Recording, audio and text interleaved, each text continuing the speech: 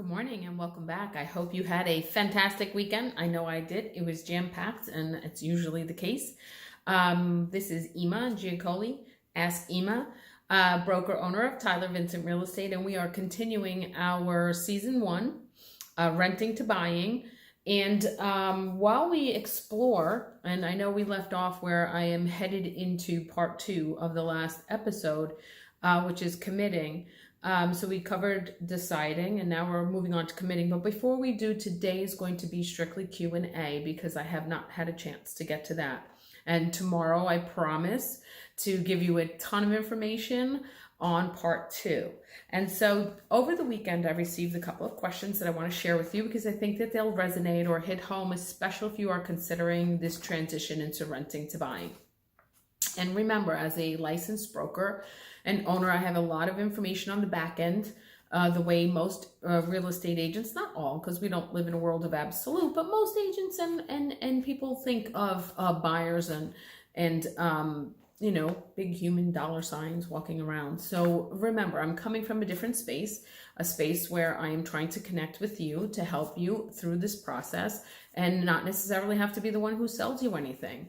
I feel that I am called to coach and called to clear these smoky mirrors, and I believe I'm here for a reason. And that makes me feel very happy, and I am feeling very comfortable in this capacity in real estate and able to share all of the information I've acquired over the years. And I've been licensed since 2002, and I've been with many, many different companies, and so including large brands, and therefore I have enough exposure to both sides of the fence, and I like to share both sides of the fence. So when you want a neutral, unbiased, impartial type of thing, you can come and coach with me, and then you can go off and buy with whoever you choose to buy or how you buy after we have a full on conversation. So going from renting to buying, Q&A, weekend Q&A. So someone asked me that they want to shift from renting to buying. However, they have only 2 more months left on their current lease. What can they do? And is that enough time? So, of course, real estate, again, many variables. Each person is an individual. Every transaction is different because of the fact that you are the one involved, and every single, you know, person's life is just not the same. So we have to meet each and every question in a multifaceted capacity. So 2 months is really not enough time for you to secure a contract, know where you want to live, buy the right home, and make that happen. Can things close in 2 months' time? Of course they can if you are not financing. If you are an all-cash purchaser and you know exactly what you want and you've been looking for the last 6 months, then yes, you probably can pull it off. Would I suggest it? No. Why put yourself through all that unnecessary stress for no reason? You can either do one of 2 things. Get yourself into another lease with an out clause. Let the landlord know in advance. Establish that immediately, that relationship that you may be vacating in 6 months. Or if you keep it secret, a lease is legally binding. You are liable for the entire lease. Can you ask to be released from a lease? Absolutely. If you are in an area where it takes a long time to rent an apartment, it is unlikely they're going to be as lenient as if you're in a space that totally rents quickly. So keep that in mind. These are things that you have to understand. You sign a lease, you are signing a legally binding contract for the term of that contract. And so if you want to stay on a month-to-month, then you must ask if you can stay on a month-to-month where you currently are. And if they don't want to entertain a month-to-month, then you need to ask the next landlord if they would entertain a month-to-month versus a 1-year lease, and tell them straight up you're looking to buy.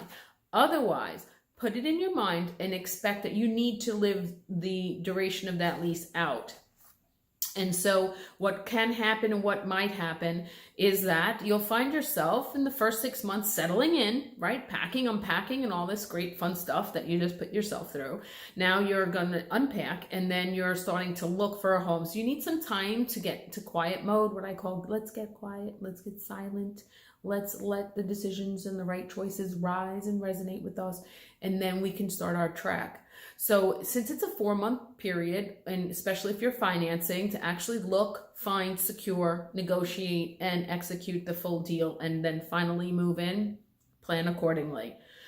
And of course, seasons matter, and we need to take that into consideration. And that's the reason why there is really no one product or one way to do this. It's like dieting and exercise. They're not all the same, and they don't all work with us the same way, and we don't work with them the same way. Some of us love the treadmill. I can't stand it. I hate it. When I have to diet, I don't want to see it. I don't want to even look at it. I'd just rather not eat. Okay, so that answers that question, and I hope you understand it. And if not, please contact me, send me an email, give me a call. I'll answer the call for free. Don't worry about it. I'm here to help.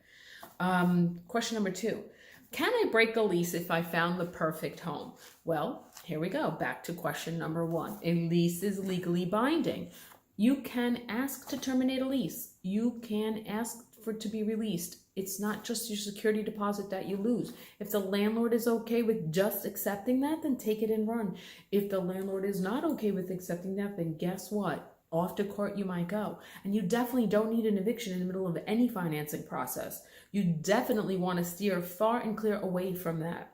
Ever. Because what if the deal doesn't close? What if for some crazy reason the appraisal comes in low and your bank pulls out at the last minute? Now you stuck it to your landlord and now you are stuck. So don't do that. Ethical, transparent is the way to go. Don't let anyone tell you or make you think that that is not the way to go. It is not right to be any other way, especially when you have so much writing on this, okay? Buying a home, buying an apartment, whatever the case may be, big commitment, big risk. Make it smoother and easier. So call me, please rely on my skills and my ability to help you get there and help you get there in the most transparent, best way. Doesn't always work out. Again, we're not in a world of absolute. We all cannot be in the same bucket, okay? We just don't all fit in the same bucket. Number 3, my biggest fear is buying at the wrong time. And what if the market crashes? If. I love the word if. It's 2 letters and it holds so much weight that it's a little frightening for a lot of people. And that's why insurance companies make so much money, right? Because they're on the what if your house burns down? What if your car gets stolen? What if you get sick? What if you get cancer? What if something earth-shattering happens? What if a tsunami comes? So if, 2 letters, tiny word, huge weight. So guess what? It happens. People do buy at the wrong time. Again, remember the big human dollar sign. Don't believe all of the hype. Align yourself with someone who's going to say, I don't think now's the right time. I think you might be able to wait to get a better deal in the next year or so. Let's try to figure that out. Where do we stand today in the market? Yes, it's a buyer's market. Will it continue adjusting? I believe it will. People that I speak to believe it will. We are industry professionals. We're supposed to know. We have a sense for the market. At least I do, so I'm only going to speak for myself. Not all real estate agents have that capacity or ability. Some of them have no idea that this is a moving, breathing market like the stock market. Something, it's always going up. Newsflash, it doesn't always go up. And if you get stuck at the top before it goes down, you're losing money. If you buy ahead of time and you're ready to, and it's on the way down, you may very well find that you overpaid and stuck in contract now. So there's a couple of different things. But the overall answer for that is release the fear. Speak to a professional, get the right advice, get on the right track, make sure they're impartial, make sure they're unbiased. I always close buyers, and that's most of my career in real estate has been working with buyers, specifically allowing them the opportunity to learn and absorb what I know. Therefore, they buy on the down and they made money and sold and resold. And that's the part of the journey that I'd like to be a part of. Now, you don't have to buy through me. I'm not a heavy listing agent that's out running around, capturing listings, managing 15, 20 things like a 3-ring circus. I don't want to do that. I don't live like that. I want the one-on-one. I want that relationship. I want to help you navigate agents, brokerages, and the market.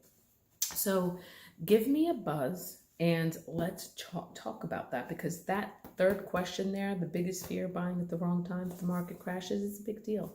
Your timeline's going to come into play with that, my friends. Whether you're buying for 5 years, 3 years, 7, 10, or 20, whatever your vision is, we need to take that into consideration. We need to check out the market trends, and we need to make sure that you are on track for the right decisions. And with me, you will not be on the wrong track. That I can guarantee you, only because this is what I want to do. This is what I'm meant to do. This is what I'm here for. Here to help you get into the home of your dreams. So, off for today, 3 questions. I am done. Send me an email, text me, Tyler Vincent Real Estate, Ema Giacoli, Ask Ema. I'm on Facebook, Tyler Vincent Real Estate Inc. Facebook pages, or Ema Giacoli, my personal Facebook page. Find a way to contact me. Just Google my name, and I bet I'll come up. Have a great day. Enjoy the warm, damp New York weather, and let's pray for some more sunshine. Take care.